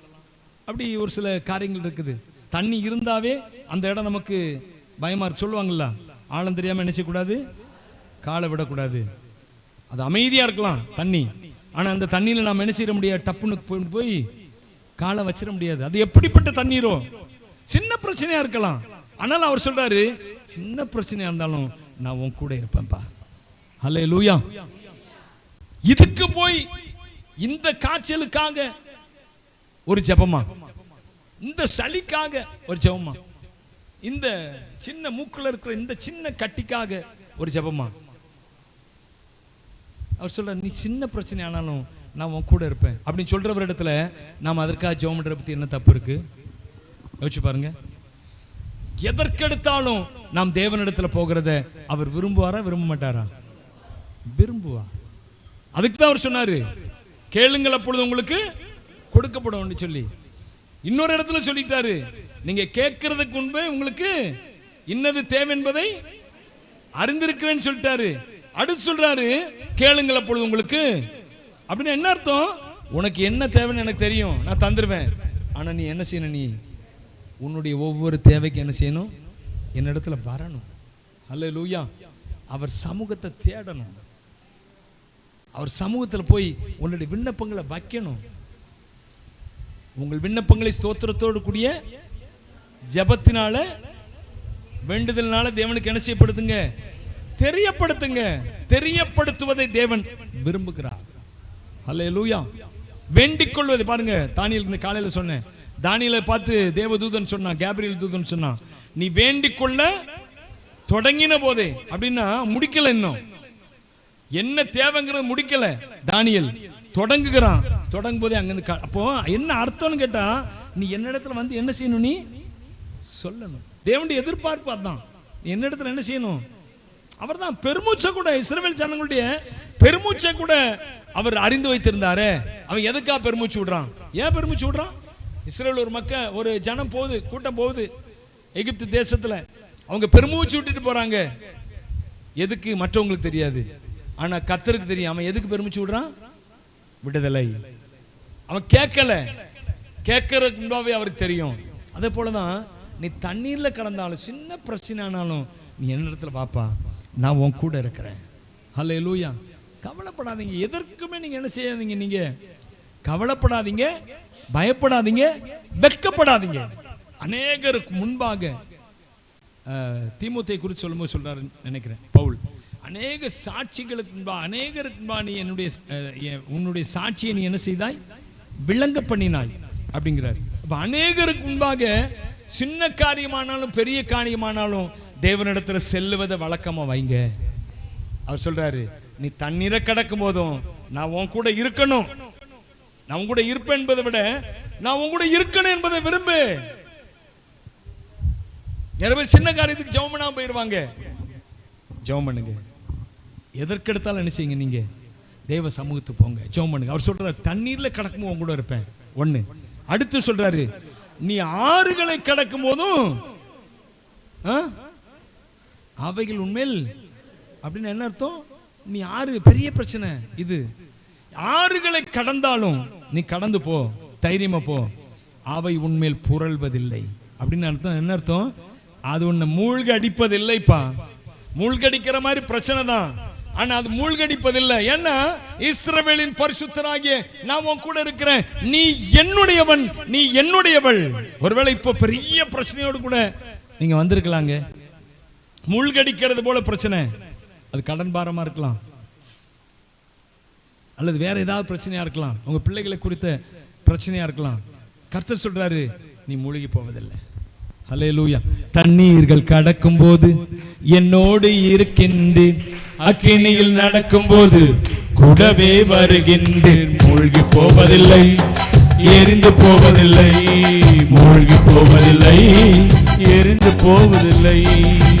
தண்ணீர்கள் கடக்கும் போது என்னோடு இருக்கின்றேன், அக்கினியில் நடக்கும் போது கூடவே வருகின்றேன். மூழ்கி போவதில்லை, எரிந்து போவதில்லை, மூழ்கி போவதில்லை, எரிந்து போவதில்லை. பெற்ற தாய் தனது பிள்ளையை மறந்தாலும், பெற்ற தாய் தனது பிள்ளையை மறந்தாலும் நீர் என்னை மறப்பதில்லையே. உங்கள் உள்ளங்கையில் பொறித்து வைத்துள்ளே, நீர் என்னை மறப்பதில்லையே. உமது உள்ளங்கையில் பொறித்து வைத்துள்ளே. சொல்லுங்க, நன்றி ஐயா, நன்றி ஐயா, நன்றி ஐயா, நன்றி ஐயா, நன்றி ஐயா.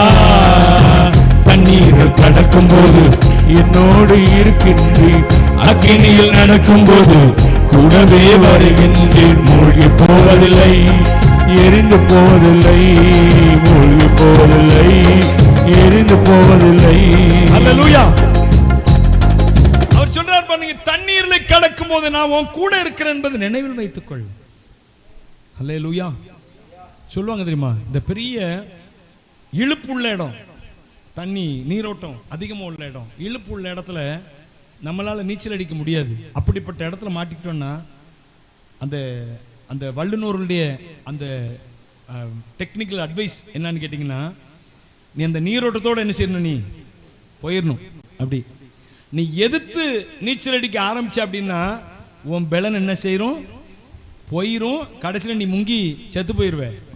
அதை விட என்ன செய்யலாம், நீ அந்த நீரோட்டம் அதிகமாக இருந்துச்சுன்னா அந்த நீரோட்டத்திலே அப்படியே போயிடணும். நாங்கள் இந்த ஆற்றுல, தாமிரபரணி ஆற்றுல குளிக்க போவோம். அங்கே வட்டப்பாறைன்னு இருக்கு. எத்தனை பேர் தெரியும்னு தெரியல. வட்டப்பாறை தெரியுங்களா? முந்தி நான் சொல்கிறேன், சின்ன வயசில் அப்போது நீச்சல் பழகி, அதாவது ஒரு முக்கால்வாசி பழகி இருக்கிறோன்னு வச்சுக்கங்களேன். அந்த மாதிரி ஒரு டைம் அப்போ என்ன செய்யணும்னா, அந்த வட்டப்பாறைக்கு போகிறது அது ஒரு பெரிய சாதனை அந்த நாட்களில். இப்போவும் பையங்க அப்படி வச்சுருப்பாங்க. அது என்ன பயங்கர, அந்த இடத்துல ரொம்ப இழுப்பு உண்டாகும். அப்படி தானே பிரவீன்? பயங்கர இழுப்பு உண்டாகும். அது அந்த வட்டப்பாறையில் போய் இங்கேருந்து கரையிலேருந்து நீந்தி வட்டப்பாறைக்கு போயிட்டோன்னா அது ஒரு பெரிய சாதனை மாதிரி. அதை தான் போயிட்டு திரும்ப வருவோம். ஒரு சில நேரங்களில் போகும்போது இழுப்பு அதிகமாகிறப்போ நம்மளால் அதுக்கு மேலே நீந்த முடியாது. உடனே அப்படி விட்டுருவோம். நீந்துறதை என்ன செய்வோம்? விட்டுருவோம்.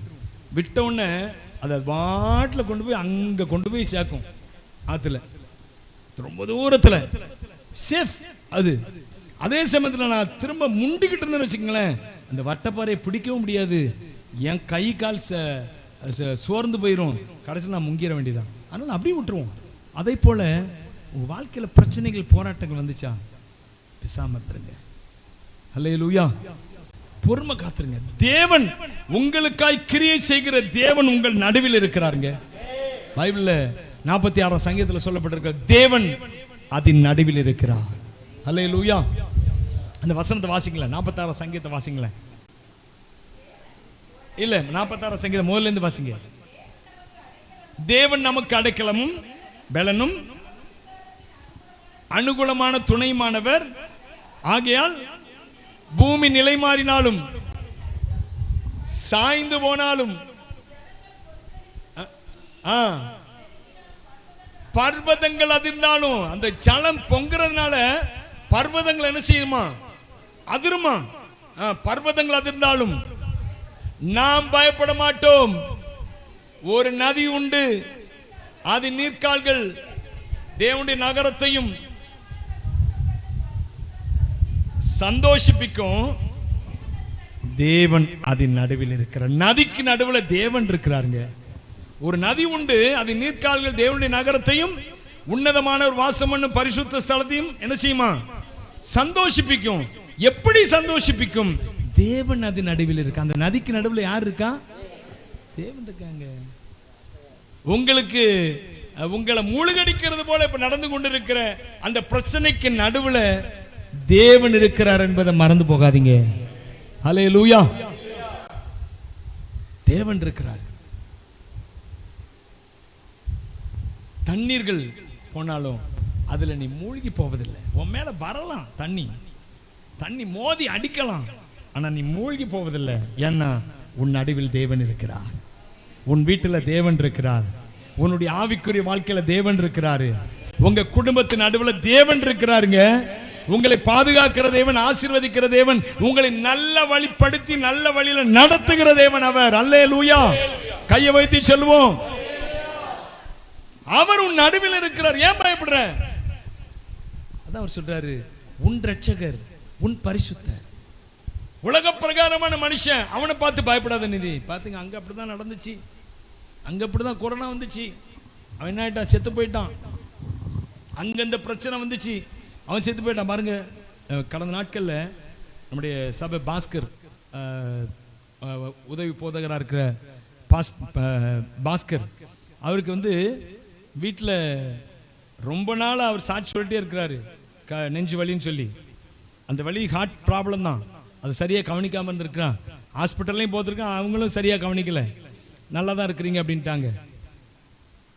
அன்னைக்கு கரெக்டாக சம்பவத்தை அன்னைக்கு நைட்டே நெஞ்சு வலிச்சுட்டே இருந்திருக்கு. அதோட படுத்துட்டான். படுத்து திரும்ப நைட்டு 1 மணிக்கோ 1:30 மணிக்கோ தூங்க முடியல, எந்திரிச்சிட்டாரு. எந்திரிச்சு பாத்ரூம் போயிட்டு நெஞ்சு வலி அதிகமாயிட்டு துடிச்சுட்டாரான். அதோட கூட அவங்க என்ன செஞ்சுருக்காங்க பாருங்க, அந்த ஹார்ட் ப்ராப்ளம் உள்ளவங்களை ஆட்டோவில் கொண்டு வரக்கூடாது, காரில் தான் கொண்டு வரணும். ஏன்னா ஆட்டோ ரொம்ப அதிரும். அது நெஞ்சு இந்த இருதய ப்ராப்ளத்துக்கு சரி வராது, கூட கொஞ்சம் பிரச்சனையாக்கிரும். ஆனால் அவங்க ஒரு ஆட்டோவை பிடிச்சி, தெரியாமல் ஒரு ஆட்டோவை பிடிச்சி, எங்கேருந்து 30 கிலோமீட்டர் கிட்டத்தட்ட. இங்கேருந்து ஐக்கிரோண்டு 10 கிலோமீட்டர், அங்கேருந்து 20 கிலோமீட்டர் டவுனு. 30 கிலோமீட்டர் ஆட்டோலேயே தடன்னு வந்திருக்கான். ஆட்டோலேயே புரண்டிருக்கான். வழியில் வந்து துட்டிச்சிருக்கான். அப்படி நெஞ்சு வழியில் கொண்டு வந்து ஆஸ்பத்திரியில் சேர்த்து, அதுக்கப்புறம் அவங்க அந்த என்னென்ன ட்ரீட்மெண்ட் எடுக்கணுமோ எடுத்து, அதுக்கப்புறம் காலையில் நீட்டாகிட்டான், நல்லா ஆயிட்டான். உள்ள பிரச்சனை இருக்கலாம், அது வேற விஷயம். ஆனால் நல்லா ஆயிட்டான். இதே ஒரு உலக பிரகாரமான மனுஷனுக்கு இருந்தால் கண்டிப்பாக, நான் அவன் சொல்லும்போது நான் நினச்சேன் கண்டிப்பாக இது தாங்கிறது கஷ்டம்தான். அப்படி தான் நினச்சேன் நான். அந்த அளவுக்கு பயங்கர சிவியரான ஒரு ஹார்ட் அட்டாக். கிட்டத்தட்ட 90% இருதயத்தில் அடப்புன்னு சொல்லி சொன்னாங்க அன்றைக்கு. அந்த அடப்போட உயிரோட வந்தான்னா அது கர்த்தருடைய கிருபையை தவிர வேற ஒன்றும் இல்லை. அல்லேலூயா. நீ தண்ணீர்களை கடக்கும் போதும் அவைகள் உண்மையில் புரளாதுங்க. உனக்கு நெஞ்சு வலி வரலாம், இன்னும் பெரிய பெரிய பார்ட்ஸ் கூட பழுதாகலாங்க. ஆனால் உன் நடுவில் கர்த்தர் இருக்கிறார். உன் சரீரத்தின் நடுவில் கர்த்தர் இருக்கிறாரு. அல்லேலூயா. உன் குடும்பத்தின் நடுவில் கர்த்தர் இருக்கிறாரு. இந்த இயேசு வாழ்க்கையில வந்துட்டான்னா அவர் உன் நடுவில் இருந்து அவர் எல்லா காரியத்திலும் தன்னுடைய வல்லமை அனுப்பி கொண்டே இருப்பாருங்க. கை தட்டி அவரை துதிக்கலாம்.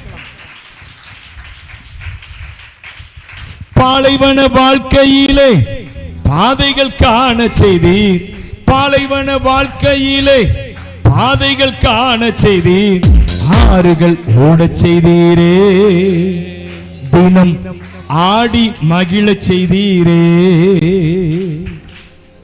ஆறுகள் ஓடச் செய்தீரே, தினம் பாடி மகிழ செய்தீரே. நன்றி ஐயா, நன்றி ஐயா, நன்றி ஐயா, நன்றி ஐயா. கண்ணீர்கள் கடக்கும் போது என்னோடு இருக்கின்றேன், அக்கினியில் நடக்கும் போது கூடவே வருகின்றேன். மூழ்கி போவதில்லை, எரிந்து போவதில்லை, மூழ்கி போவதில்லை, எரிந்து போவதில்லை. உமது பார்வையிலே விலையேற பெற்றவன் நான், உமது பார்வையிலே விலையேற பெற்றவன் நான், மதிப்புக்கு உரியவன் நானே. இன்று மகிழ்வுடன் நடனமாடுவே, மதிப்புக்கு உரியவன் நானே. இன்று மகிழ்வுடன் நடனமாடுவே. நன்றி ஐயா, நன்றி ஐயா, நன்றி ஐயா, நன்றி ஐயா. தண்ணீர்கள் கடக்கும் போது என்னோடு இருக்கின்றேன், அக்கினியில் நடக்கும் போது கூடவே வருகின்றேன். மூழ்கி போவதில்லை, எரிந்து போவதில்லை, மூழ்கி போவதில்லை, எரிந்து போவதில்லை. நான் இன்னொரு காரியத்தை அவனுடைய அந்த சம்பவத்தில், அந்த பாஸ்கர் அந்த காரியத்தில் நடந்ததில் ஒரு சம்பவத்தை சொல்ல மறந்துட்டேன்னா, அவன் நெஞ்சு வலியில் துடிச்சிட்டு இருக்கான். டாக்டர்ஸ் ட்ரீட்மெண்ட் எடுத்துகிட்டு இருக்கிறாங்களாம். அப்போ ஒரு டாக்டரு குனிஞ்சி அவன் காதில் சொல்கிறானா, நல்லா ஸ்தோத்திரம் பண்ணுங்க எல்லாம் சரியாயிரும் அப்படின்னாராம். எப்படி பாருங்க இது. உண்மையாகவே எனக்குலாம் அந்த வார்த்தை கேட்கும்போது புல்லரிச்சு போச்சு. டாக்டர் பொதுவாக இந்த மாதிரி பக்தியில் இருக்கிறது ரொம்ப கஷ்டம். அதே சமயத்தில் அவங்க டாக்டருக்கு தோரணையில் வரும்போது இப்படிலாம் விட்டு கொடுத்து பேச மாட்டாங்க. சாதாரணமாக நமக்கு ஒரு ப்ரேயர் மீட்டிங் வந்தப்போ அப்படிலாம் பேசிகிட்டு இருப்பாங்க. ஆனால் இப்படி ஒரு டாக்டருங்கிற அந்த தோரணையில் வந்திருக்கிறப்போ பேசுவோம். எல்லா டாக்டரும் போயிட்டாங்களாம். இவர் மட்டும் குனிஞ்சு சொல்கிறாராம் காதில், நல்லா ஸ்தோத்திரம் பண்ணிட்டே இருங்க சரியாயிரும் அப்படின்னாராம். அல்லேலூயா. கர்த்தர் அதன் நடுவில் இருக்கிறார், தேவன் அதன் நடுவில் இருக்கிறார். அல்ல, இதெல்லாம் நமக்கு அடையாளங்க. தேவன் நமக்கு நடுவில் இருக்கிறாரு. நம்முடைய பிரச்சனைகளுக்கு நடுவில் கர்த்தர் இருக்கிறாரு. பிரச்சனைகளை பெருசாக்குகிற விதமா இல்ல, பிரச்சனைகளை தீர்க்கிற விதமாக கர்த்தர் இருக்கிறார். கைத்தட்டி ஹல்லேலூயா. அவைகள் உண்மையில் புரளுவதில்லை. புரளுவதில்லைன்னா என்ன சொன்னேன்? உன்னை மூழ்கடிப்பதில்லை. நீங்க அர்த்தத்தை புரிஞ்சுக்கணும் நல்லா. அவைகள் புரள்வதில்லைன்னு என்ன அர்த்தம்? வெறுமனே இப்படி புரண்டு போறது அப்படியா? அதுக்கு அர்த்தம் என்னன்னா, அது உன்னை மூழ்கடிப்ப. உன் பிரச்சனை உன்னை என்ன செய்வதில்லை? மூழ்கடிப்பதில்லையா. பெரிய பிரச்சனை தான், ஆனா மூழ்கடிக்காது. ஏன்னா உன் கூட இருக்கிறவர் அவர் அலைகளுக்கு மேலான கர்த்தர், தண்ணீர்களுக்கு மேலான கர்த்தர், யோர்தானுக்கு மேலான கர்த்தர், செங்கடலுக்கு மேலான கர்த்தர், எரிகோவுக்கு மேலான கர்த்தர் உன் நடுவில் இருக்கிறார். கைத்தட்டி அவரை துதிக்கலாம். ஆமென். Praise the Lord. அமர்ந்து அவர் சொல்றார், நான் தண்ணீரை கடந்தாலும் உன் கூட இருப்பேன். சின்ன பிரச்சனையில் உன் கூட இருப்பேன்ப்பா, பெரிய பிரச்சனையாலும் கூட இருப்பேன். அடுத்து சொல்றாரு, நீ அக்கினியில் நடந்தாலும், அக்கினி என்ன தெரியுமா? சுட்டு எரிச்சிருங்க, அப்படி சாம்பல் ஆக்கிரும். அல்லேலூயா. நீ அக்கினியில் நடந்தாலும் நீ வேகவே மாட்டேன்பா, ஏன்னா நான் உன் நடுவில், நீ எனக்கு, நீ நீ என்னுடையவன். நீ யாரு? நீ எப்படி முடியும் உன்னை சுட்டரிக்க? எப்படி முடியும்? என்னுடையவனா இருக்கிற என்னை போல நான் இந்த பூமியில ஒன்று நடமாட விட்டுருக்கிறேன். நீங்க அதே அதிகாரத்தில் 43ஆம் அதிகாரத்தில் பாருங்க. Praise the Lord. 12ஆம் வசனத்தை வாசிங்க.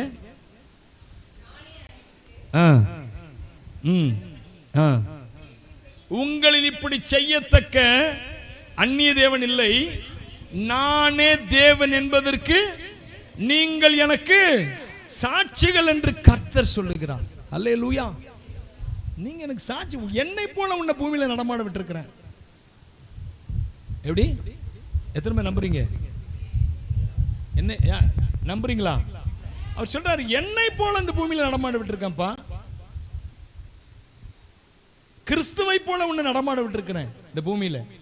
இயேசு சொல்றாரு பாருங்க ஒரு இடத்துல, தேவ வசனத்தை பெற்றுக்கொண்டவர்கள் தேவர்கள் என்பதா இருக்க, அந்த வார்த்தை தவறாததா இருக்க அப்படிங்கிறாரு. இயேசு கிறிஸ்து சொல்றாரு, தேவ வசனத்தை பெற்றுக்கொண்டவர்கள் யாரும் அவர்கள் தேவனை போலவே இந்த பூமியில நடமாட விட்டுருக்க. நீங்க நான் இருக்கிறேன் என்பதற்கு நீங்க எனக்கு அப்படின்னு என்ன அர்த்தம்?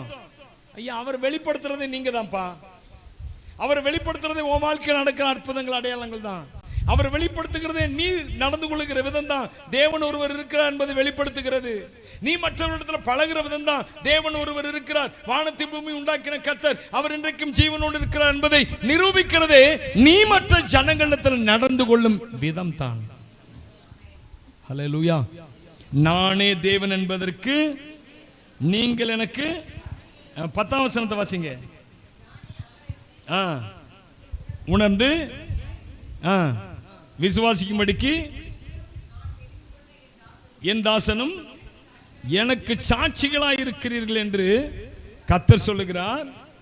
எனக்கு முன் ஏற்பட்ட தேவன் இல்லை, எனக்கு பின். பாத்தீங்களா அவர் சொல்றார், நான் சொன்ன பாத்தீங்களா அந்த வசனம், இஸ்ரவேலின் பரிசுத்தர். அந்நிய தேவன் என்னை போல, அந்நிய தேவர்களை போல அல்ல அவர் சொல்றாரு. அது அந்த இடத்துல சொல்றாரு பாருங்க, எனக்கு முன் ஏற்பட்ட தேவன் இல்லை, எனக்கு பின் இருப்பதும் இல்லை. நான் வேற. யாரு? நான் வேறப்பா. நீ இதுவரை பார்த்ததல்ல, நீ இதுவரை பழகினதல்ல, நீ இதுவரை கேள்விப்பட்டதல்ல, நான் வேற. ஹல்லேலூயா. கையை வைத்து சொல்லுவோம், நான் வேற.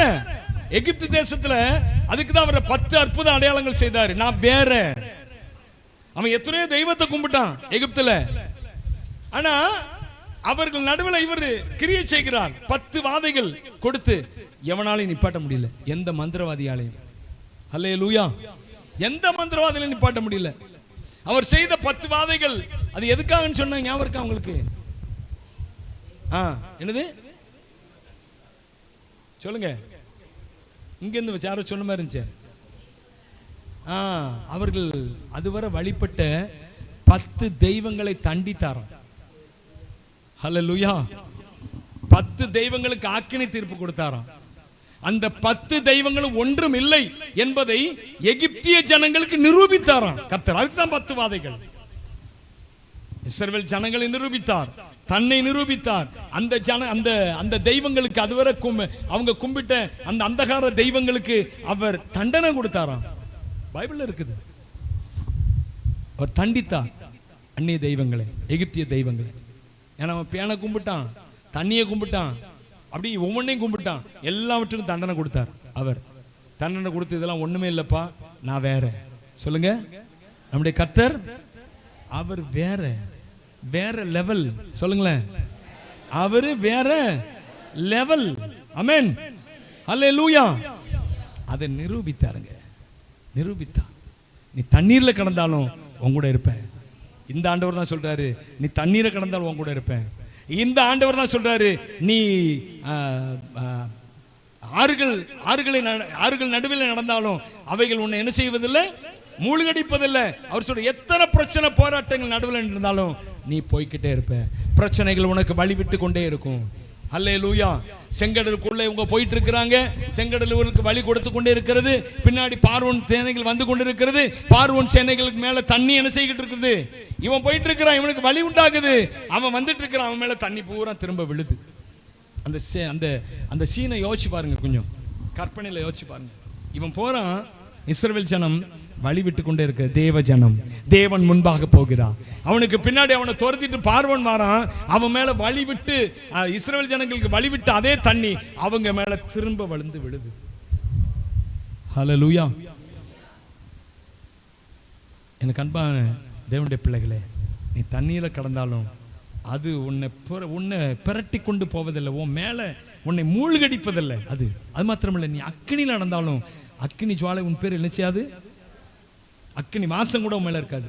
சாத்ராக் மேஷாக் ஆபேத்நேகோ மீது அக்கினியின் வாசம் கூட இல்லையா. அதற்கு அடையாளமே இல்லை. அக்கினிக்கு பக்கத்துல போனான்னு. என் அன்பான தேவனுடைய பிள்ளையே, அது எரிச்சிரும். அக்கினி என்பது என்ன செய்யறோம், சாம்பல் ஆக்கிரும். உன் வாழ்க்கை சாம்பலாயிரும் நினைக்கிறியா? என் வாழ்க்கை அவ்வளவுதான் முடிஞ்சதுன்னு நினைக்கிறியா? அழிஞ்சு போச்சுன்னு நினைக்கிறா?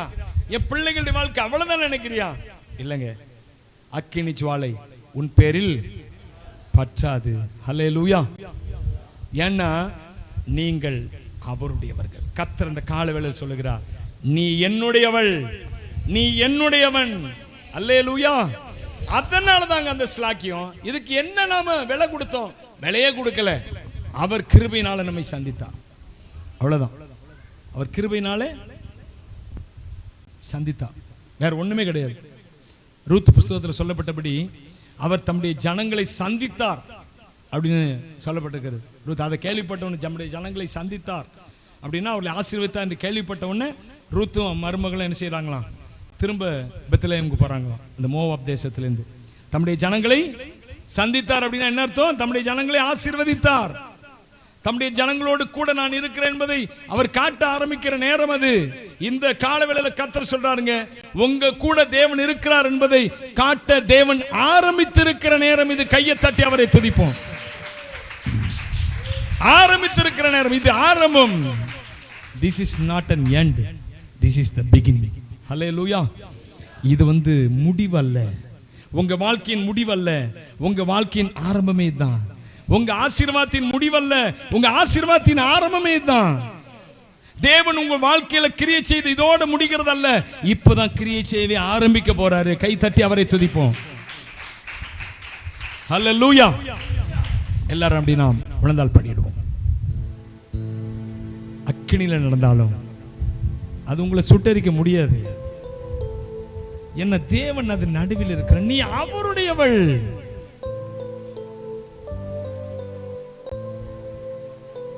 You are his.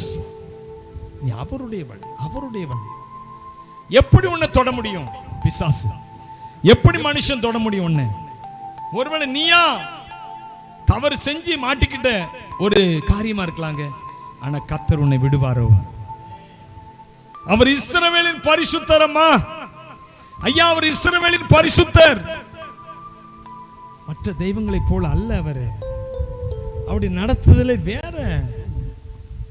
அவருடைய உன்னை அவர் கொண்டு செல்லுகிற விதமே வேற மாதிரி. ஆமா, மறந்து போகாதே. காலையில் அவர் சொல்றார், நீ என்னுடையவன். நீங்க இருக்கிற யாரா இருந்தாலும் சரி, கர்த்தர் சொல்ற இந்த வார்த்தையை நீங்க அப்படி மனதில் வைத்துக் கொள்ளுங்க, அப்படி ரிசீவ் பண்ணுங்க. ஆமென் சொல்லுங்க. நீ என்னுடையவன், நீ என்னுடையவள். ஹல்லேலூயா. அநேக ஆசீர்வாதத்திற்கு இது ஆரம்ப நாளுங்க. கர்த்தர் சொல்றாரு, அநேக நன்மைகளுக்கு இது ஆரம்ப நாள், முடிவு நாள் அல்ல. நீங்க நினைச்சிட்டு வந்தீங்க அவ்வளவுதான் இதோட முடிஞ்சதுன்னு. இல்ல, கர்த்தர் சொல்றாரு இது ஆரம்பம். This is not an end, this is the beginning of your blessings. Beginning of many blessings. ஸ்தோத்திரம். கர்த்தர் கருத்தில் அப்படியே போடுங்க. நான் உம்முடையவர் என்பதை அறிந்து கொண்டேன், நான் உம்முடையவள் என்பதை அறிந்து கொண்டேன். சொல்லுங்களேன், வாய் திறந்து சொல்லுங்களேன், தயக்கம் இல்லாமல் சொல்லுங்களேன், கொஞ்சம் கூட தயக்கம் இல்லாமல் சொல்லுங்களேன். 1% கூட அதில் தயக்கம் இருக்கக்கூடாது. ஐயோ உண்மையாக நான் அவருடையது தானா அப்படின்லாம் யோசிக்கவே கூடாது. கர்த்தர் இந்த கால வேளையில் சொல்லிட்டாரு, நீ என்னுடையவன், நீ என்னுடையவள், யூ ஆர் மைன். கர்த்தர் சொல்றார், யூ ஆர் மைன், நீ என்னுடையவன், நீ என்னுடையவள். ஆவியானவர் சொல்றாருங்க, மறந்து போகாதீங்க, விட்டுறாதீங்க, விட்டுறாதீங்க, விட்டுறாதீங்க, விட்டுறாதீங்க, சோர்ந்து போயிடாதீங்க, பொறுமையை விட்டுறாதீங்க, தைரியத்தை விட்டுறாதீங்க, தைரியத்தை விட்டுறாதீங்க. கர்த்தர் உங்க கூட இருக்கிறாரு, உங்க நடுவில் இருக்கிறாரு. உங்களை அசைக்க முடியாது, எதுவும் யாரும் எதுவும் அசைக்க முடியாது, யாரும் அசைக்க முடியாது. உங்க நடுவில் கர்த்தர் இருக்கிறாரு. ஓ ஹalleluya, ஹalleluya, ஹalleluya, ஹalleluya. ஒப்பு கொடுங்க, ஆண்டவரே நான் உம்முடையவன், நான் உம்முடையவள் சொல்லுங்க, வாய் திறந்து சொல்லுங்க, வாய் திறந்து சொல்லுங்க, நான் உம்முடையவன், நான் உம்முடையவள். I am yours Lord, I am yours Lord, I am yours, I am yours, I am yours. சொல்லுங்க, நான் உம்முடையவன், நான் உம்முடையவள். ஸ்தோத்திரம். நன்றியோடு உம்மை துதிக்கிறேன்ப்பா, ஸ்தோத்திரிக்கிறேன். இந்த நாளில் இந்த வார்த்தைகள் மூலமா நம்முடைய ஜனங்களோடு பேசினீரப்பா. வார்த்தைகள் தொடர்ந்து பேசணும் ஆண்டவரே. கர்த்தாவே, நீ என்னுடையவன் என்று எனக்கு தெளிவாக சொன்னீங்க ஆண்டவரே. நம்முடைய பிள்ளைகளிடத்துல போய் சொல்லு, அவர்கள் என்னுடையவர்கள் என்று சொல்லு என்று சொன்னீங்க. இந்த வார்த்தையை நான் சொல்லி இருக்கிறேன் ஆண்டவரே. கர்த்தர் வர நாட்கள்ல இது நிமித்தமா உண்டாகிற ஆண்டவரே ஆசீர்வாதங்கள், நன்மைகளை, சாட்சிகள் சொல்லணும் ஆண்டவரே. கர்த்தர் விதமான சூழ்நிலைகள் உருவாக்கும், தடைகளை மாற்றி போடும், தீங்கின் காலங்கள் மாறட்டும், நெருக்கத்தின் காலங்கள் மாறுவதாக இயேசுவின் நாமத்தில், போராட்டத்தின் காலங்கள் முடிகிறது என்றோடு இயேசுவின் நாமத்தினால. ரீபா லாக்கா தூனா தாரி யந்தா ருதா நம ஷகபாலா தூராபாலாபா ஷபலபா. கர்த்தாவுடைய கரத்தில் அர்ப்பணிக்கிறோம். நீ சொல்லுகிற வார்த்தைகளுக்காக நன்றி. இந்த தீர்க்க தரிசன வார்த்தைகளை ஆண்டவரே ஸ்தோத்திரம் கொடுத்ததற்காக நன்றி செலுத்துகிறேன். ஆசீர்வதிங்க இயேசுவின் நாமத்தில் பிதாவே. என் ஆத்துமாவே கர்த்தரை ஸ்தோத்திரி, என் முழு உள்ளமே அவருடைய பரிசுத்த நாமத்தை ஸ்தோத்திரி. என் ஆத்துமாவே கர்த்தரை ஸ்தோத்திரி, அவர் செய்த சகல பாருங்க மறவாதே. ஆமே. நம்முடைய கர்த்தராகிய இயேசு கிறிஸ்துவின் கிருபை, பிதாவாகிய தேவனுடைய அன்பு, பரிசுத்த ஆவியின் ஐக்கியம் நம் அனைவரோடு கூட இருப்பதாக. அல்லேலூயா. வானத்தின் மீதில் வருவார், வானத்தின் மீதில் வருவார், தூதர்கள் சூழ ராஜனாக அகிமையோடு மேகம் வந்திடுவார். அல்லேலூயா, அல்லேலூயா, அல்லேலூயா, அல்லேலூயா, அல்லேலூயா, அல்லேலூயா, ஆமென். அல்லேலூயா, அல்லேலூயா, ஆமென். அல்லேலூயா, அல்லேலூயா, ஆமென். அல்லேலூயா. கர்த்தர் உங்களை ஆசீர்வதி.